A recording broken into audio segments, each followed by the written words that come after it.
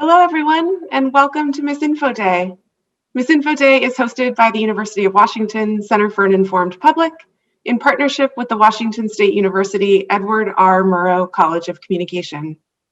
I'm Julia Scanlon, one of MisinfoDay's planners from the Center for an Informed Public. I'm so excited to be here with all of you to learn about how we can resist misinformation and be better informed. Before we start, I wanted to show you where we're all tuning in from today. We're here with students, teachers, and librarians from across Washington and the United States, and even have some people tuning in internationally. Thank you all so much for coming. This session is Disinformation Goals and Tactics, and we'll be hearing from Dr. Kate Starbird and Dr. Kalina Koltai. Kate is a co-founder of the Center for an Informed Public and an associate professor at University of Washington's Department of Human-Centered Design and Engineering. She studies the spread of rumors, misinformation, and disinformation during crisis events. Coco is a postdoctoral fellow at the CIP who studies trust assessment of information and misinformation with a focus on how social networking sites and digital communities interact with information behavior practices around health and science. There will be time at the end of the session to answer your questions. So if you have questions for Kate and Coco at any point in the session, please use the Q&A form linked in the description box below to submit those. That's all from me. Kate, take it away. All right, thank you, Julia. This is Kate Starbird, and I'm going to talk a little bit today about understanding why we're vulnerable to disinformation, and especially online. I want to start out with this photograph, and I want to have you all sort of take a look at this photograph, which was tweeted in the aftermath of Hurricane Harvey in 2017. And it claims that this shark was swimming in the floodwaters of the hurricane. So what do you think about a shark swimming in floodwaters of a hurricane? Does that sound sort of plausible to you? Does it seem exciting? Is it something that you might share if you saw it online? Well, it turns out that this wasn't true. This shark is actually not swimming in the floodwaters of Hurricane Harvey. And in fact, as a researcher of crisis informatics, I've seen this shark, the same shark, swimming in all sorts of different hurricane floodwaters because people keep taking the same photo and tweeting it out for each new event. And so if you look up shark swimming on a highway, you can learn the history of this image and see how it's been used during several different crisis events in the past to trick people, into resharing it. This version of it received 150,000 likes on Twitter and almost 90,000 retweets. So it spread really far. So we think about rumors, misinformation, and disinformation are widespread in online spaces like social media. And we know this. And I'm going to talk a little bit about why this might be true today. And I want to start out with this distinction between misinformation and disinformation. And I want to ask you for just a little bit to think about what you think the difference might be. And this is really important when we think about strategies for protecting ourselves and maybe even thinking about how social media platforms should work differently to prevent these two different kinds of things. So misinformation is information that's false, but not necessarily intentionally false. Like, when a disaster event happens, we might not know what happened. We might think that the bridge went over the dam, and in reality, the bridge went over the dam. The water went over the dam, and in reality, it just went, it didn't quite get over the dam or something else. So a rumor might start out, but maybe the people who spread it didn't know it was false at the time. Disinformation, on the other hand, is false or misleading information that's purposefully seeded and/or spread for a specific objective. For instance, a financial objective or a political objective, or even a reputational one, like the guy who shared the shark photo. He was just trying to get likes and retweets and maybe follows for his account. Other kinds of disinformation may be trying to affect, trying to sell something or maybe affect the outcomes of a political election. Disinformation is interesting because it's rarely outright false. It's often misleading. It's often built around a kernel of truth, but layered with distortions or exaggerations. And it's not usually just one piece of information, but disinformation can function as a campaign where you might see several different kinds of pieces of information that work together to create a false perception of something. And it can be really hard to detect for this reason, because it's not so simple as you can just fact check one piece of information. So when and why are we vulnerable to misinformation? There's a couple of different answers to this question. So you can think about like when maybe you've spread misinformation or disinformation, or when you've seen someone you know, like a family member, spread mis or disinformation. So one of these cases is that we're especially vulnerable to misinformation, disinformation during crisis events. A couple of different reasons for that. One of the things is during a crisis event, like a pandemic, right? We've all been experiencing one for over a year. There's a lot of uncertainty. We don't really know what's happened, and things might, the best information might be changing over time. And this can make us anxious. Like, how do we, how should we react to the crisis event? How do we protect ourselves? How do we protect our families and our loved ones? And during those times, what we do as humans is we want to come together and try to get rid of that uncertainty and get rid of that anxiety. And so we try to come up with explanations for why things might be happening. And sometimes those explanations get things right, and sometimes those explanations get things wrong. But those explanations, we call it collective sense making. And sometimes they can go awry. Unfortunately, those explanations or those processes of us making sense of a crisis event can also be exploited by people who want to manipulate our sense-making practices for their benefit. Again, to sell nutritional supplements, to sell us something, to get attention for themselves, or even to change political outcomes by manipulating how we're perceiving the crisis event and what's happening. What are some other times that we might be vulnerable to mis and disinformation? Think about when your friends or parents are most likely to share questionable information, sort of false rumors or conspiracy theories. What are they typically talking about?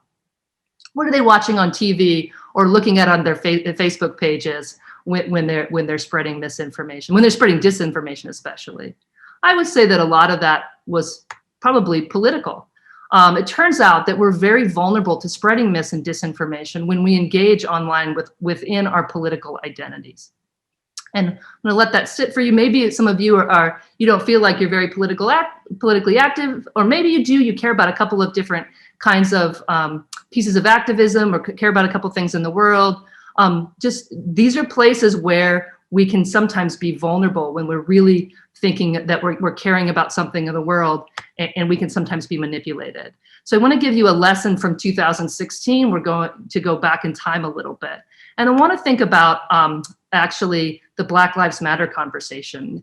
Black Lives Matter is a movement to address systemic racism in the United States, and especially violence by police against African Americans. And it's something that kind of emerged online, the movement of Black Lives Matter did. As it emerged, there was also a counter movement that emerged to try to counter the message, to denigrate the Black Lives Matter message, and to lift up a message about being pro-police and against Black Lives Matter for that reason. And so this is a very polarized conversation in the United States, very political. A lot of people can see themselves maybe on one side of this conversation. And I know where I see myself, you may see yourself in a different place. What we did in our research study, we wanted to see what the conversation looked like. And we were actually studying just the movement generally initially as part of our research study. And what we did was we mapped one of the online conversations about Black Lives Matter. And in this case, we took each little dot on this graph is a Twitter user, and each dot is closer together with Twitter users who they retweeted and further apart from users that they didn't retweet. So you actually get two pieces of conversation where one group is mostly talking to themselves and the other group is mostly talking to themselves, and they're not really talking to each other. And what we see when we look deeper is that one side of this conversation is pro-Black Lives Matter and one side is anti-Black Lives Matter. Politically right and politically left. So we have sort of Democrats and liberals on the left and conservatives or Republicans on the right. Not surprising, we see this a lot in online conversations. One of the interesting things that happened at the same time we were doing this research around 2016 was Russia's Internet Research Agency was found to be interfering with the US 2016 election. By participating in our online spaces, they deployed an army of social media trolls that were intended to manipulate US political conversations. They were trying to influence what we were doing politically in the United States. And one of the ways they did this was by creating fake personas of actual Americans on social media sites like Twitter, Facebook, Instagram, and others.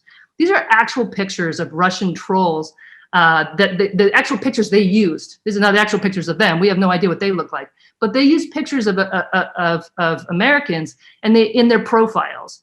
And they were impersonating Black Americans or Black Lives Matter activists on one hand and white pro-Trump conservatives on the other. And they were working to become part of these online conversations and to push their own political agenda within those conversations. So when we think back to this graph, where do you think the Russian trolls or the Russian agents were in this conversation? After Russia's campaign was exposed in 2017, the US Intelligence Committee pushed Twitter to release a list of accounts that had been run by Russian agents. We saw that list, we recognized some of the accounts from our previous research. And it turns out those Russian agents were on both sides of the conversation. And they were, in some cases, just acting like everyone else. In other cases, they were among some of the ugliest accounts in this data set. They were advocating for violence against police on the left, and they were using racial epithets on the right. Kind of the worst behavior that we saw was sometimes not Americans, but actually Russian agents trying to sow division or make us angry at each other. Did they care about Black Lives Matter or conservative political politics in the United States? I don't think so. I think they have their own objectives, and those objectives are to make the United States weaker. Unfortunately, their accounts received hundreds of thousands of retweets from real Americans. And one of their trolls on the left was actually retweeted by Jack, the CEO of Twitter, and me.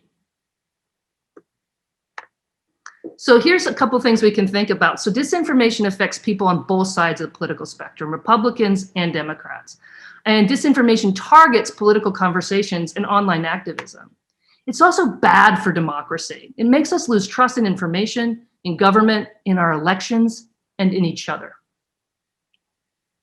I want to fast forward. I don't have a lot of time, so I'm going to really fast forward from 2016, where we had this disinformation campaign that was foreign, inauthentic, using fake personas, and coordinated by a Russian agency that was trying to manipulate US politics.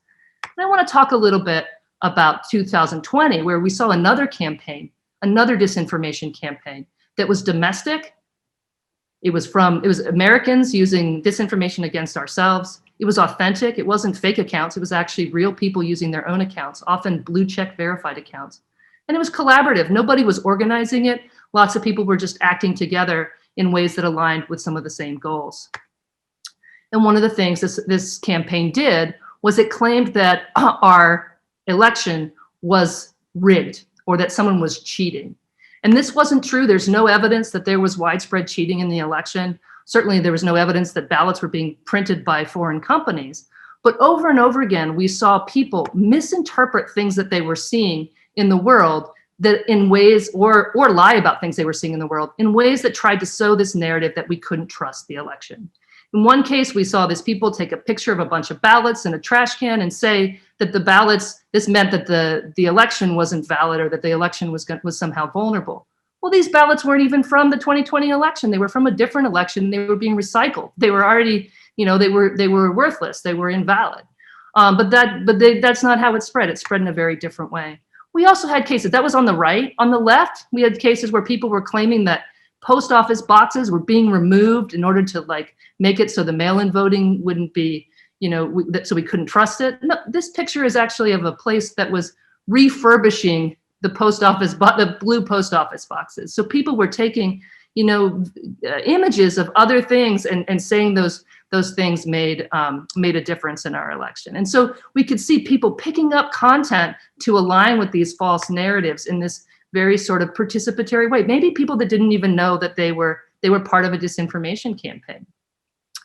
One of the really fascinating things we saw after the election was this thing we're now calling Sharpie Gate, where people thought that because when they filled out their ballots, that when it bled through, that was causing them to lose their votes, that their votes weren't being counted. And it turns out that the ballots were designed to work that way. The Sharpie pens were actually not going to cause their votes to be invalid. But a lot of people were worried about that on election day because they saw that their ballots were bleeding through when they filled them out.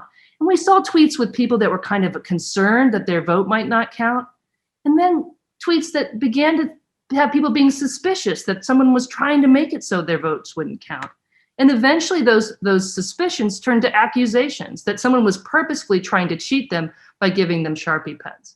And it turns out that these just weren't true, and their votes were being counted. It wasn't going to be a problem. And yet they misinterpreted the things that they were seeing in ways. And then eventually people were opportunistically spreading those things to try to denigrate our trust in the election results. So to summarize, I'm sorry I skipped some slides because I had to go a little faster, but one of the things that I just want to point out here is that when we're politically motivated, can sometimes become unwitting agents of disinformation campaigns. And so in this case, people were primed to be receptive of false narratives of voter fraud, to think that the election wasn't valid. And in some cases, they misinterpreted real world events to bring them, into alignment with these false and misleading narratives. And so they were actually spreading false information without even realizing it was false. And we talk about this as being people becoming unwitting agents in a disinformation campaign. So what do we do? How do we become better and more productive and responsible participants in online environments? Now, maybe you all don't have social media accounts yet. Maybe some of you do. You're just learning how to use these things. Eventually, you're all going to be participants in what it's called now citizen journalist. Every one of us can be, a participant in this sort of global conversation. And how do we do that in healthy and productive ways? And I have a couple of different recommendations. And one of those is sometimes we tend to go really fast and we're caught up in the moment, especially during a crisis event or political conversation. And we really need to slow down and kind of reflect on things before we share them, right? So just slow down a little bit. And also, I know that your teachers are going to talk a lot about when you're learning media literacy about, look at this piece of information or that piece of information. But I also really recommend to tune into our emotions. When we look at when people spread disinformation, especially, it's often because they've been emotionally activated to feel outrage or anger or self-righteousness. And so just tune into your emotions and make sure that you're not being manipulated into sharing something.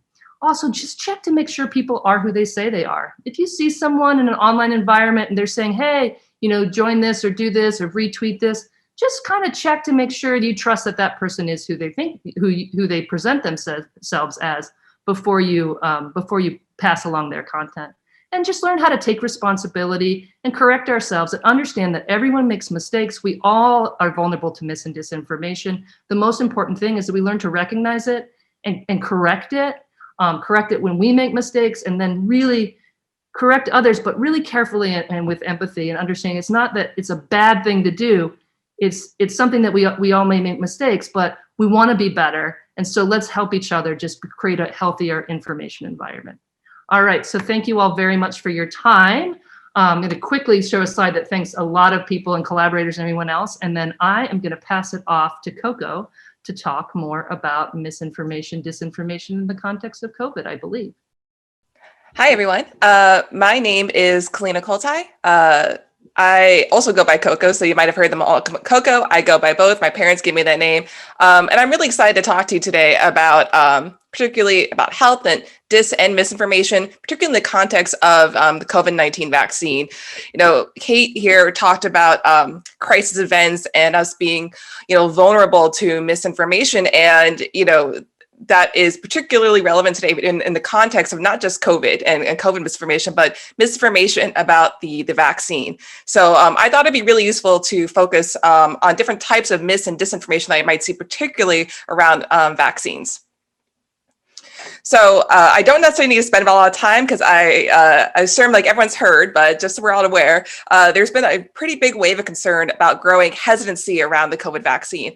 And while it's not really sure, there's some conflicting reports of what percentage of the US would want to get vaccinated if the vaccine is available to them. There are varying reports, but looking at variety from Pew Research Center or the CDC, a little bit about 30% of the US, which is about 1 in 3 people, are not planning on getting the vaccine when it comes available.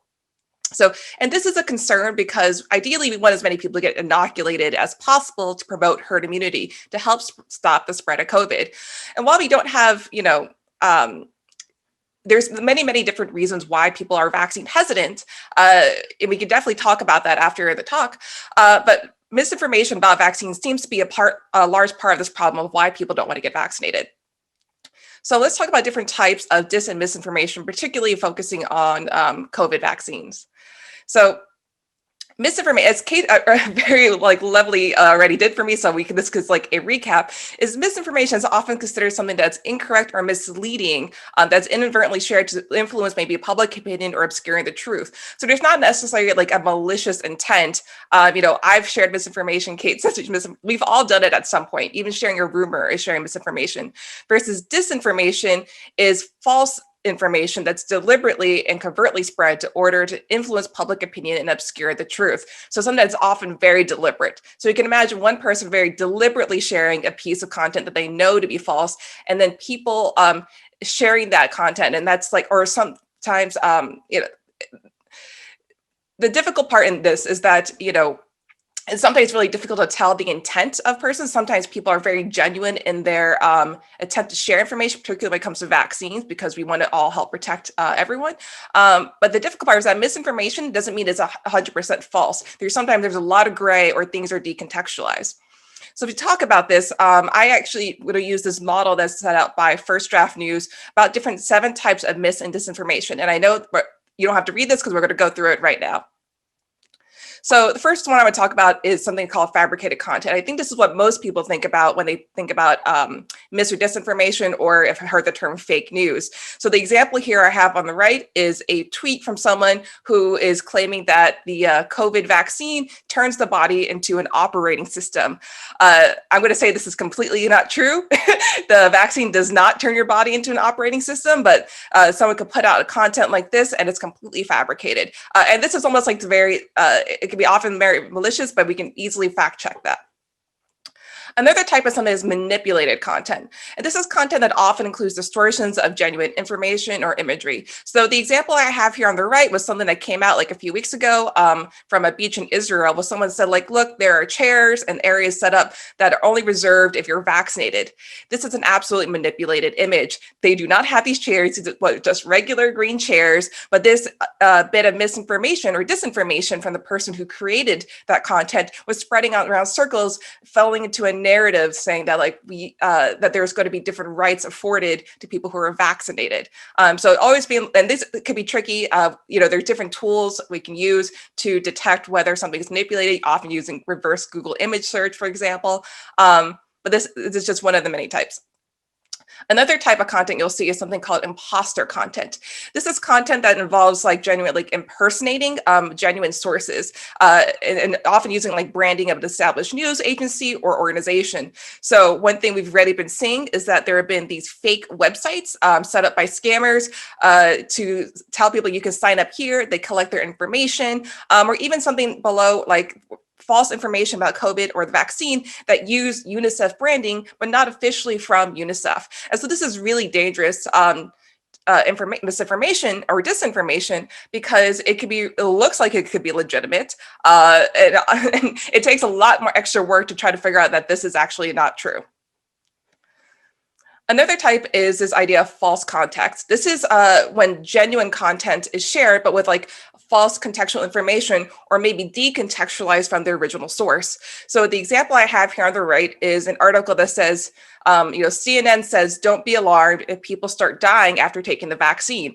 You read this headline, you see the image, you're like, oh my gosh, this must mean the vaccine is completely unsafe. CNN is even admitting it. But if you actually go to the quote that this is actually pulling from, you see that it is a real quote, but you're missing all the other context with this. And the actual context is that this expert is saying you shouldn't be alarmed if people do end up dying, or you hear a story about that, because some of the first people getting the COVID vaccine were people in nursing homes who are already often very sick. Dying is a normal occurrence, but knowing that it potentially would be a big news story if someone who maybe is already very close to dying gets the vaccine because they're vaccinating everyone, and then they died 2 weeks later, and then this warning. So while it was a true statement, it's very genuine content, it is a false context of what it actually means. Another type you might see is something that's called misleading content. And this is information that's often presented in a misleading way as something I see all the time. So the example I have here on the right is the image claiming that there are like nearly 20,000 adverse reactions to the COVID vaccine, about 1,000 deaths, and so forth, using data from something called VAERS. The difficult part is that this is could be very misleading. So for one, an adverse reaction can mean anything. It could even be like you have swelling and redness at the injection site. Second part is that this is something from a database called VAERS, which is a vaccine adverse reporting system, which is where anyone can go and like put in something they think they might have an injury, even if there's not related. So you'll see people have put in things like, I got hit by lightning afterwards, or you'll see, oh, my blood cholesterol is normal, and you'll see anyone can go there. There's no verification of this like large data set. And so when you see something that's like, oh, there's this many adverse reactions, that doesn't mean that those are all genuine cases, even though it is from that data set. And adverse doesn't necessarily mean that it's a severe reaction. Let's see. Another misinfo type is this idea of false connection. If you remember actually from Kate's example with the shark, that was maybe a genuine image of a shark, but with a false connection of the situation. So this is when headlines or visuals or captions often don't necessarily support the content. So the example I have here on the right is from a story that was spreading online, claiming that there is this woman who was vaccinated and then later on miscarried.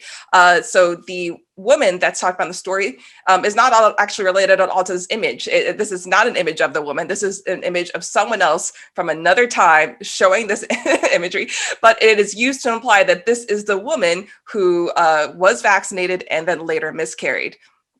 So this is often sometimes also will happen with like a headline does not reflect the content of an article, or maybe you have an old image being reused over and over again.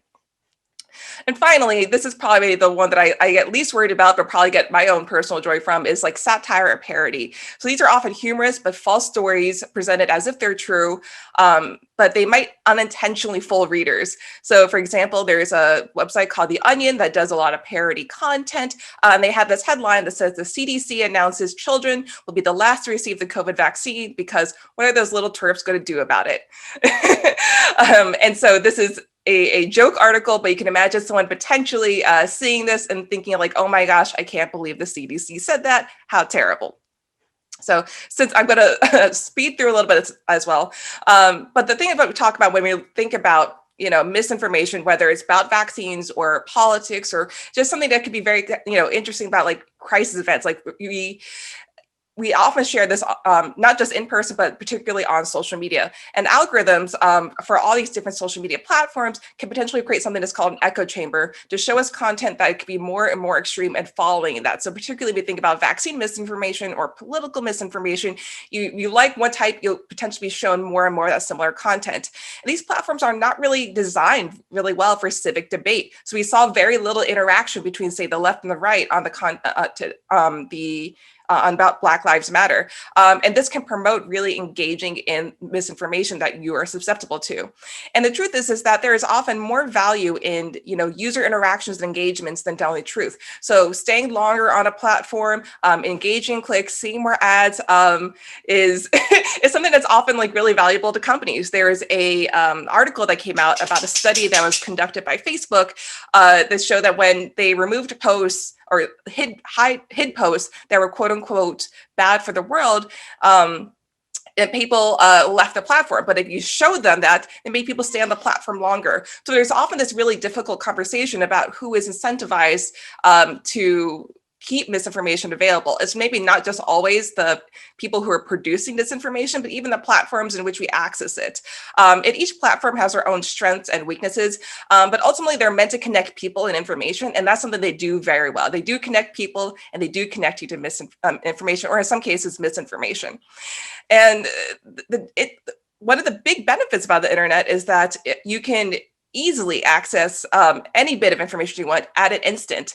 But this also means you have the same amount of access to misinformation. And misinformation can spread faster than ever before. I'm currently here in Seattle, Washington, and I can, in theory, create a rumor that can then be shared globally within a span of a few minutes, which means you can actually tailor and target different communities and demographics with different bits of misinformation. So with Kate's example, talking about Russian influence in the 2016 election, they used different bits of misinformation to target people on the left and target people on the right. In particular, when we talk about vaccine misinformation, it's no longer just relegated to like anti-vaccine circles. Since vaccines are talked about everywhere, it seems to be a daily bit of our conversation here. You potentially can get exposed to misinformation everywhere, which also makes it a really difficult thing to try to combat. The other part with talking specifically a little bit about health and science misinformation is that this could be really intimidating to combat. You know, not everyone has a medical degree. I don't have a medical degree. I'm not an expert in how vaccines are made or produced. And it's hard for me, even for me, to go and figure out like, what do I trust and not trust about vaccines? And there are unfortunately a lot of people who are like, could be false experts or maybe even use their own degree and their own supposed expertise to promote misinformation that might look trustworthy because it looks scientific, and we don't always have the tools to figure out whether or not that's true or not. And this is particularly powerful when people use graphs or data manipulation, show you some numbers, and you're like, I don't know, this looks right, so I'm gonna. And it's very difficult. Going through misinformation is incredibly difficult to wade through, and particularly misinformation from doctors or people who use some sort of degree or expertise can be some of the most difficult to address. The one thing I always tell people about this is that reminding you that science is about consensus. It's not necessarily about the rogue scientist or the one whistleblower. It's about, thousands of scientists who have all done very similar research. And if they're all coming to a very similar conclusion, but one person isn't, that kind of gives us some indication about, what is the science is a consensus. It's not about the one bit. So it's always good to like double check, like what else are other people saying about the topic. And as I end today, I do want to remind you that, social media and quote unquote like fake news sites are not the only contributor to the spread of misinformation. This could happen even with like mainstream media and journalists, particularly when we talk about vaccines. There is poor science communication because it's a really difficult topic to understand and talk about, and we can unintentionally do it. So there is a lot of accidental misinformation, or sometimes people taking something that is true and putting it in a misleading way. So really anyone can contribute to misinformation spread. It's not just the at the fault of, say, the person who is producing disinformation, is that it's really difficult for us to go through and wade through it, and we might spread it unintentionally. So Kate talked about this emotional element. Like vaccine misinformation is so powerful because if vaccines are truly dangerous, that is something that's often scary. We've been told vaccines are safe. I believe vaccines are safe. And so if you see something like that challenges that, it causes an emotional reaction, you want to share it because you want to help people. So really anyone is susceptible to that. And it's no one's fault for falling for any of these like really well-crafted sometimes bits of misleading content. So thank you. Great. Thank you, Coco. Thank you, Kate. Those were really interesting presentations. We've got a lot of questions coming in. Just a reminder to those of you who are watching that there is a link in the caption of the video if you'd like to submit some questions. And it looks like, Kate, this first one actually is for you. We have somebody asking how somebody can tell if a tweet is a Russian misinformation-driven message versus an authentic message. It's really hard. I mean, I don't think there is a way to simply tell. Often we've had to wait for the social media platforms to figure that out and tell us. I think one of the ways I look at it is like, does this person actually, I look at their profile, actually go in and click on their profile, look at some tweets. Is this something, if it's Facebook, you kind of go deeper in their profile, look at the kind of content they're sharing, figure it out if they actually know somebody that you know. And I am on the better safe than sorry. If I can't find somebody that can vouch for this person being someone that we know in some way, whether it's online or in real life, I usually kind of keep that person at a little bit of distance. Even just following someone or retweeting someone, if you're not sure about them, that can give someone else a signal that you're vouching for them. And then that's how these kinds of folks infiltrate a community, is by just getting a few people to mindlessly follow or retweet them. So I would just say be really careful to kind of look through someone's history to see who they are before you retweet or reshare or follow or friend someone that you don't know. Great, thank you. This next question really could be for either of you. We have a question about what are the credible sources that you would recommend? So if folks are looking for sources that are legitimate, where they can go to double check what they're seeing online or in other sources, what are some go-tos that you might put out there? One of the hard answers for news is that a lot of content that is high quality is behind a paywall. And so that when I see content that's free online, it's often a signal that it might not be the highest level, the highest quality stuff. And so that does make it difficult in online environments to get a hold of the content you want. So what I do is I subscribe to a bunch of newspapers, including the Seattle Times, the Wall Street Journal, and the Washington Post, to kind of get a sense of different kinds of content. And then signals for me, for a particular journalist or someone else, is not that they've never made a mistake, but if they correct themselves when they've made a mistake. That's really important for me, to see the kinds of things that happen when that media outlet or that person, after they make a mistake, what do they do? And also to differentiate between a journalist and an opinion writer. That's the most important thing you can do, because a lot of the people, both in online spaces and in cable news, they're made to look like they're journalists, but they're really doing opinion shows and they're political pundits. And so to be able to differentiate between opinion and news, I think is really important. Great. Coco, anything you would add to that? Yeah, absolutely. Particularly for me, it's like, if it's a source that I've never heard of before, I kind of just check Wikipedia about it to read a little bit about what is this source, particularly if it's not like a organization that I'm familiar with, like say CBS or NBC or something like that. But I also look to see how multiple news organizations or multiple how different people are covering maybe the same topic, right? And so, even if it could be from a mainstream news outlet that you're familiar with, but how are they covering this, and what kind of information are they giving in relationship to everyone else? So it's similar in the same way that like science is a consensus. I think news is a consensus as well, that can kind of help not only give you like differing opinions and figure out what is opinion versus what is legitimate. And you can learn and develop tools like, what do you feel like generally as you start building up an idea of like, what sources do I trust and not trust? It is by looking at a variety of different sources, particularly if you try to like debunk a particular topic or phenomenon or something you see. And I think the difficult part is that sometimes if it's breaking news or something that just happened, it'll take a while for something to come out that's truthful. So, and that's really difficult to sit with, because sometimes, the fact checking just isn't there yet. So sometimes we do have to wait, particularly in times of crisis or something that is brand new, just happening. Yeah, for crisis events, it's so important to slow down, because we're so exploitable right in that moment, because the official sources aren't ready to talk yet because they don't know what the situation is. And so that's just this opportunity for other people to put whatever they want out into the space to try to exploit us. So yeah, just really slowing down in the moment of a breaking news event is really important. Great, thank you.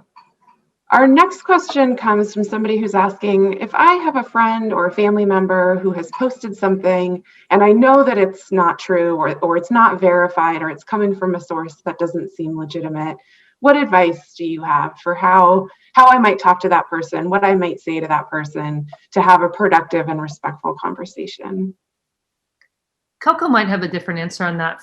For me, like what I want to say is like, you're wrong, and that's and that doesn't help at all. We just know that if we confront them, they're very likely to go back on their heels. Now, if you correct them on their social media post, you have to recognize you're not correcting the person. They're never going to change their mind. You may be correcting their audience, so their audience can see that what they said was wrong. So think about that. But if it's someone I care about, it's a friend, a close friend, or a family member or a loved one, I think the best thing is, first, I remember that we all make mistakes, and that people don't want to be making mistakes, even if they tell you otherwise. They don't want to make mistakes.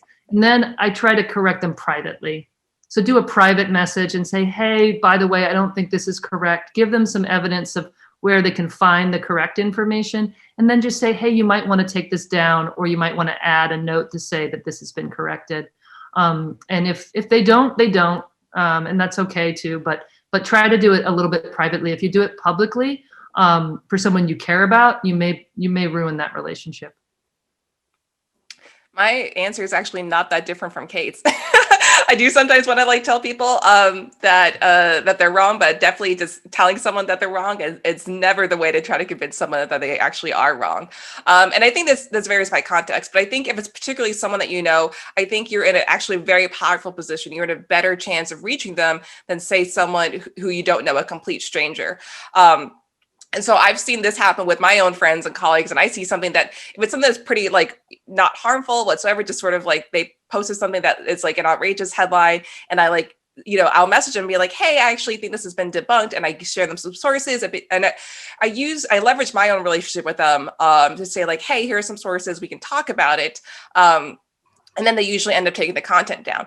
That doesn't work for everything. And I think that's going to really vary. Now, if we talk about something that is going to be, that could be really hotly contested, like something like politics, that's going to be a trickier conversation to have. But I do think it's worth trying to engage with that person, not always in that public sphere, but as like Kate recommended, in that private sphere, particularly if you have that recommendation. The thing that's really impactful or something that's important to remember with some of these topics is that when people have really well-formed opinions about something that's based on misinformation, it wasn't just one piece of information, one piece of content that got them there. It was a collation of lots of misinformation that got them there. And so it's never going to be necessarily one bit of correct information that gets them out of it. And I tell people that when we talk about like, relatives or loved ones who are maybe becoming extremely vaccine hesitant, is that it wasn't just one thing. So it might take something time over time if you ultimately want to try to change their opinion on something. But starting already from that conversation, like, hey, I'm not sure about the source. Let's talk about it. Here's an alternative explanation for it, a counter narrative to maybe what you're seeing. And that's a good way to start. Great. Thank you both. Well, that's all the time we have for today. Thank you, Kate. Thank you, Coco, for speaking with us. Thanks to all of you for tuning in and for all of your great questions. This is our final session of the day. We've had a lot of questions about the recordings, and those will be available for this session and for all of our sessions after the event. We'll also be sending out a toolkit with lessons and activities that you can use to continue this learning in your classroom. Thanks again, everybody, for joining us, and have a great rest of your day.